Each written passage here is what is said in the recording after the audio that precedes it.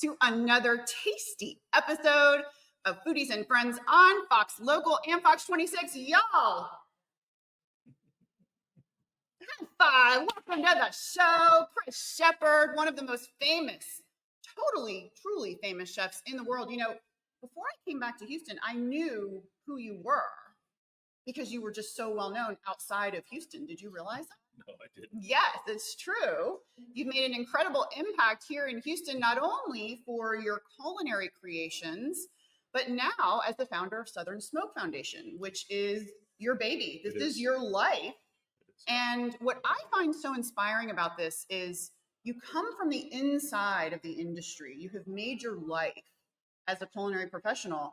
But in that, you've also seen the struggles and the things that people really need help with, kind of the holes in the puzzle, so to speak. And you're setting out to fix it. You're making a difference. Well, there hasn't ever been a safety net for the industry. It's a hard industry. It's a lot of hours. It's a lot of stress. It's a lot of like due diligence, but it's never been something that's been completely able to take care of itself in a way. I mean, it's hard. Yeah. So just trying to build that infrastructure to help people out. Well, and you know, one of the reasons it's so difficult is, hello. Hello. Thank you so much, JC. JC, Rick. Some menu. Yeah. Oh, yes. Should we order brekkie? Are you hungry? Yeah. Sure. We'll order some brekkie. Will we take a look? We're here at Dandelion. Oh, yes. I love these menus. How hungry are you? Well, I mean, if I'm here, there's only one thing I'm going to get. What's that? It's the chicken and waffles. Chicken and waffles. Well, yeah. World famous. Best chicken and waffles in the country. So, yeah, that's what I have to do. All right. So you're going chicken and waffles. I think I'm going to go a little sweet. Lemon blueberry French toast. Calories don't count today, y'all. All right. You know, calories don't count. No calories. Normally, I wouldn't do chicken and waffles too often, but with this one, Hey, that's for a reason. I know. Thank you, Jason. Awesome. But getting back to what you're saying, in you know, it's been tough for the industry to kind of take care of itself. One of those reasons is because profit margins are so small in the restaurant industry, right? Yeah. You know, and it goes back to like, we fund individuals in the industry and not so much the restaurants. Actually, we don't fund restaurants. We fund the staffs. So what our main goal was with Southern Smoke is that we have two pillars. One is emergency relief, where we take care of people in the food and beverage industry. And it goes anywhere in the chain, from farmers to bottling line workers to delivery drivers to cooks, bussers, waiters, owners, anybody in that chain in their time of crisis. And we can't define a crisis. We're not going to define a crisis. It's one of those things like the crisis is what belongs to you, and it's an application process that happens. And we have two criteria: 30 hours in the week and 6 months in the industry. And those 30 hours a week, or in the 6 months, it doesn't have to be at one restaurant, right? And so the goal here is to, if something happens, whether it be short on paying a bill, you can't pay a medical bill, you can't even go see a doctor, you can't do this, you can't put food on the table, can't pay rent. We've done anything from paying a small bill to we've done dental reconstructions to open heart surgeries, spinal reconstructions, getting people prosthetic leg, getting people out of domestic violence situations, getting them into a home, paying their rent, getting them set up for their success, getting their food on their table. Like it really does do the work. And since we started that in 2017, we've granted about $14.5 million across all 50 states and Puerto Rico.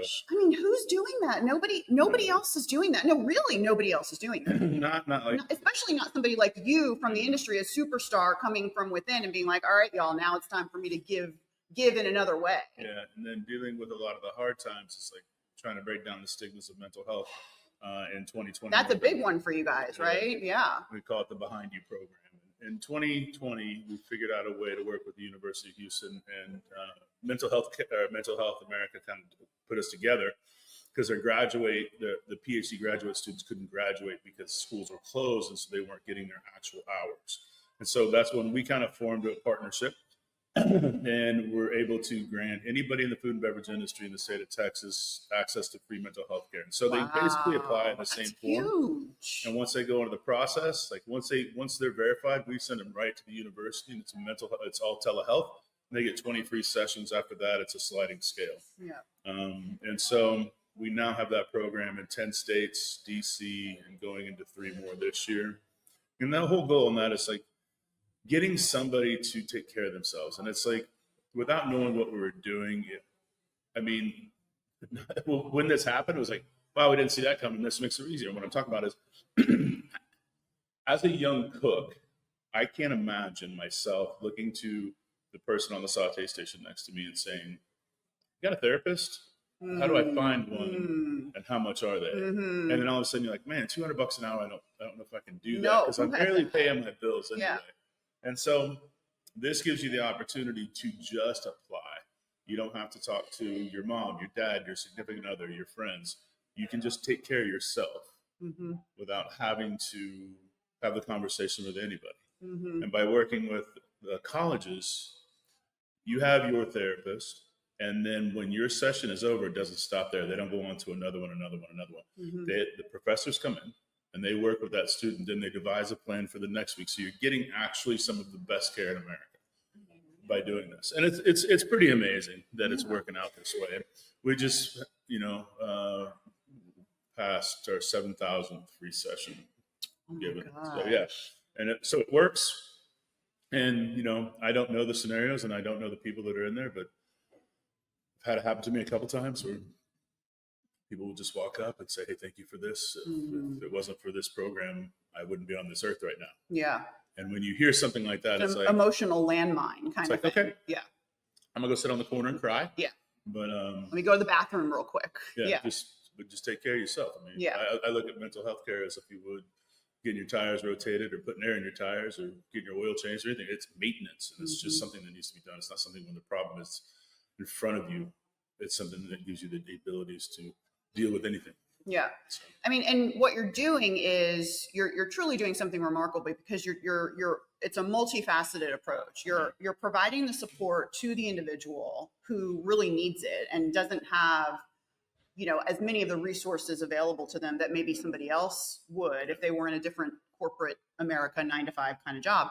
But at the same time, you're enabling the operators, the restaurant operators, to act a little bit more responsibly, a little bit more kindly, because if they have, like, if I'm an operator and I've got a restaurant and I know you guys are in my back pocket, like, I would be embracing you guys and I would make it I would pitch it to my staff.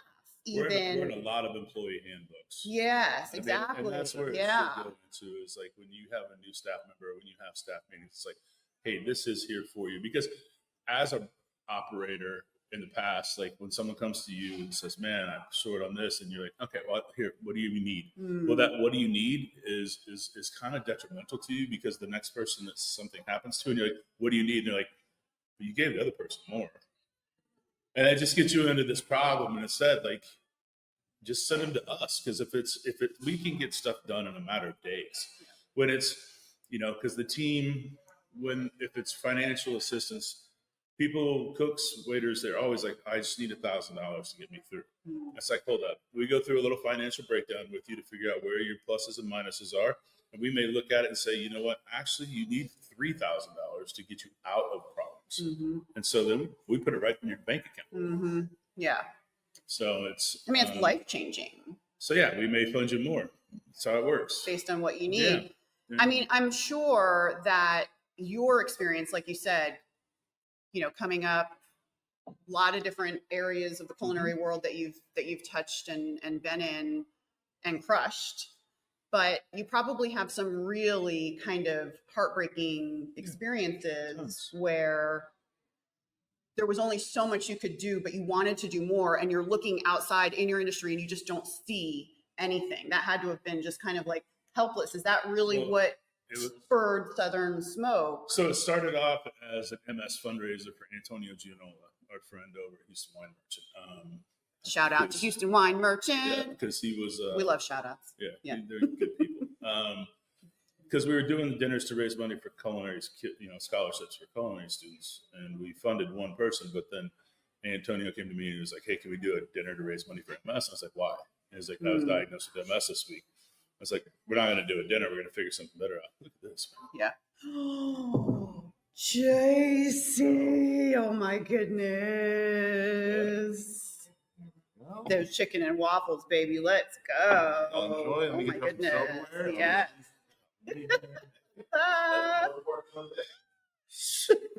I didn't realize like there's like a blueberry kind of compote also. I knew there were fresh blueberries on mine, but yeah. What are you going to do with that? Chicken and waffles. That was so cool that they, we'll go off on a tangent a little bit, but that was so cool that they got, it was like second best in America. They flew them out to New York and everything. You were probably proud about that. I was very proud. They may know each other. We'll talk about that a little bit later, but you know, they did not just meet. They might know No, each other. it didn't just me. No. Thank you, babe. Appreciate you. Thank you very much. Yeah, so it started off as an MS fundraiser, and when 2017 happened, so the first 2 years we were going to do a dinner in the parking lot. I called Sean Brock, Rodney Scott, and Aaron Franklin, and I was like, "Hey, you guys want to do a dinner? Maybe 100, 150 people." Yeah. They're like, "Yeah, sure." And then it turned into talking to the mayor's department of special events and shutting down all the streets around us. A few city blocks. Yeah, and they gave us the stage, and so it was one of those things like, okay, but now it becomes a full-on festival. So we had the team, secretaries from Past Revisions at the time, and Justin Yu and Ryan Pera. Oh, love Ryan Pera. And then all of our teams, and we raised $181,000 for the MS Society that year. First try. Literally not knowing what we were doing. And That's not standard, Chris. People don't usually set out to have a party and come out with about $200,000. We called the MS Society the day before, and I was like, "Hey," or a couple weeks before, I was like, "We want to raise $100,000 for you," and they laughed. And they laughed. And they're like, "Yeah." And I was like, at first I was like, "Man, what are you talking about?" And I was like, "Nah, yeah, you're right." People probably tell you that all the time. They don't know what the costs are, and all of a sudden, but we were very diligent, and the same people that laughed stood there and cried when I wrote them a check. Yeah, I'm sure. And then next year, 284, but year 3 was Hurricane Harvey. And that was the preface of it, because the Mayor's Fund, Red Cross, JJ Watt, all of it none of it's going to hit a farmer. None of it's going to hit somebody that works in a drive-through. None of it's going to hit a busser or a cook, anybody. Yeah, those are great points. And so we put out applications. We followed kind of a guideline of another organization in Atlanta that's kind of doing the same thing, but they paid electricity and rent. But that was it. And I was like, look, for this and everything else, we can't define what someone's crisis is. Right. And so we just need to figure out, they're going to have to tell us, oh, I have, this or this or this. And okay, well, let's figure that out with you, because it is this, we don't have a whole lot of red tape. It's just us. And so, we have a very strong guideline of what fits in our parameters, of course, but it's also how do we make it more beneficial for the consumer or for the person in need, I should say. Absolutely. So. And, talking about the need. So the need, unfortunately, in the restaurant industry, as I have learned, Chris, in the past 5 years, is multifaceted, right? So there's need on the part of the people who are working in the restaurant. Is it good? Are you okay? Yeah. It's good. That's pretty good. Happy. There's the need on the part of the operators, the restaurateurs, right? Because they've got a lot of things that they have to worry about.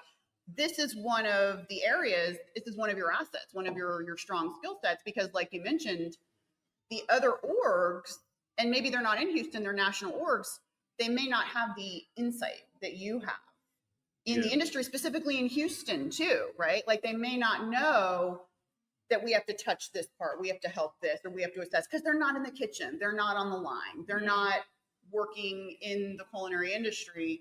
And so they miss a lot. And so you're kind of like the insider, you're like the translator, you're the magic guy. You know? I mean, we're here to take care of the staff, the people that are taking care of us.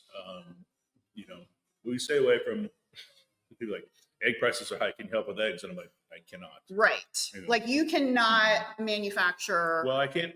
Golden Goose that produces cheap eggs, right? Or can you, Chris? You might be working on that next.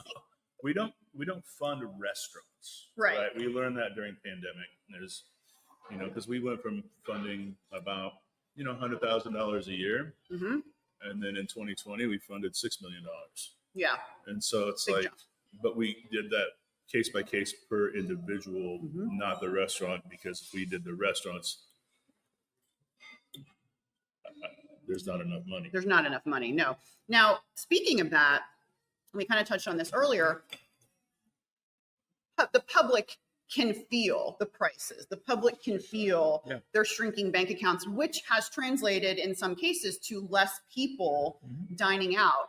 You know, I hear from a lot of restaurants pretty often, they're struggling. They're struggling, and they're struggling to get people in the door. They're struggling with landlords a lot.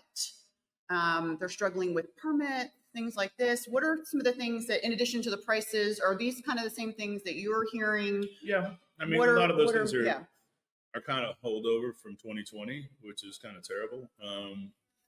And I think what happened is that, you know, real estate's always been a tricky one, right? And cost of goods has been a tricky one since 2020 as well, right? It's going up. And it doesn't change. And it's remember, there's always a run, right? There's always like, I remember people, what was it? Chicken tenders were a thing. Like, we're running out of chicken tenders. I was like, the wings are behind, yes, but the chicken, you're just cutting a chicken breast. Like, there's I don't understand, but anyway, some of it's kind of an awkward thing to me, but it's also like, you have to be able to adjust and control your menu, and the consumers definitely are gonna feel it, because as a restaurateur, you can't, if an egg costs you $1, you still need to charge $3. Totally. If that egg costs you 50 cents, well, then you need to charge $1.50, right? Yeah. Because there's still rent, there's still staffing, there's everything on control. And people think, well, restaurants are just making all the money, and it's like, technically, no, they're not. Right. They're not making any money. But they also don't want to make it to the point where they're having to price it up to where you don't feel comfortable doing it. And so it's a fine line of a game that people are having to play, and it's a dangerous game, because what we found after 20 is that, you know, a lot of people took a couple of years off, or I hate to say it like that, but whether they liked it or not. Yeah. But they made these plans, and then they had some money, and then they found some money, and then all of a sudden they're opening restaurants. Because I don't remember, but 2020 or 21 and 22. We had just an explosion of restaurants. We did. Right? Yep. And they are And it was everywhere. wild. We were like, where are they coming from? I remember seeing, like, here are the new restaurants that are coming out. And I was like, it's like 95 that are just written about. There's probably another 300 that nobody has really heard about. Sure. And so when you start to do that, well, you take part of the pool is only so big. Yeah. Right? And when costs get a little high, and diner sentiment changes by the day, it seems. Yeah, and it's like, this is a hot restaurant. This is a hot restaurant. This is a good restaurant. This is, and you know, it becomes very challenging when you put so many people in the pool, because there's only so many guests. Yep. And when money starts to get tight, or when people have this feeling of like, I'm just going to hold off. Yeah. Right. It's the mid-tier restaurants that you see are going to hurt, and you know they are right now. And it's the $15 to $30 entree places where people are choosing to just stay home and not go out, because they're going to save those dining dollars for the one big meal. And then the rest are just going to cook at home. The ones that are cheaper, it's just like we're feeding a family. But like when you start talking about cost of feeding people, how the markets are reacting, all these other things, it's like, wait a minute.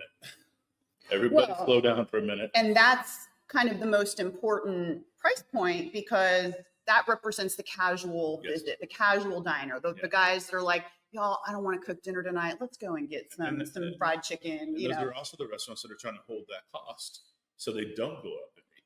Yeah. But instead, what their margin was this is now this. Right. Yeah. And so it's a very, you're walking a razor blade. Yes. You really are.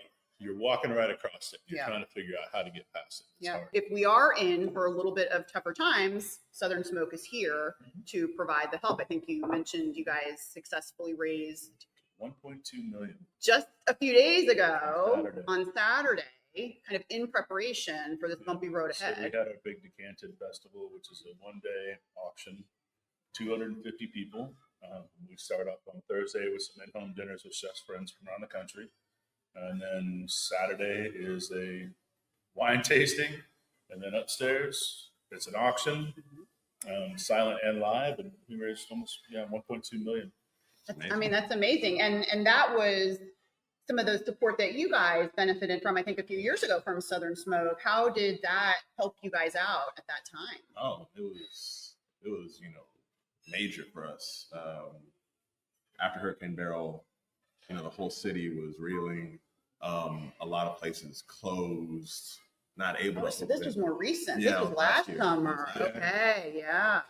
And our main thing was our employees, right?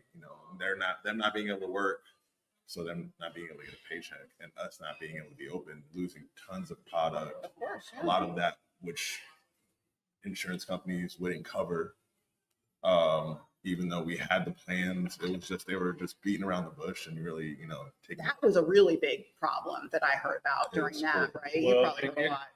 You really have to look at your policy, and yes, you are going to pay a higher price for it, but after 3 days it kicks in or something like that, it might kick in, but it still won't cover this or that or this or that. It's like they kind of pick and choose. Why are we doing this? And you didn't know this coming into it because you thought, man, I'm covered. I got insurance. Yeah. And then all of a sudden when it happens, you're like, wait, how am I not covered? You're telling me I'm not? Yeah. Exactly. And so it's like you have to have, I always say that when you're getting into a restaurant, you need to have really good friends that you believe in. And when I mean friends, your attorney to look at your lease, to look at all the things that you're doing, because everybody wants to spend money on plates and this and that, but in music, it's like, how much do you have set aside for legal fees? And they're like, an emergency. none. I'm like, we have a friend. I'm like, no, don't have a friend. Have something.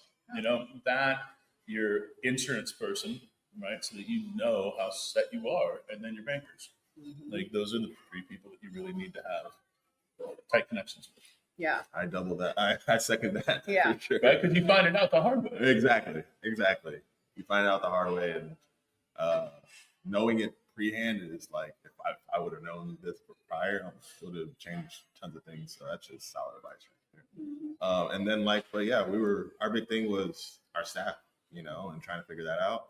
And Sun Smoke Foundation chef came through and really gave us a huge donation to get us through those weeks. And then we opened back the doors. Of course, the community was back out in full force. But man, it was definitely a tough time and a rough time.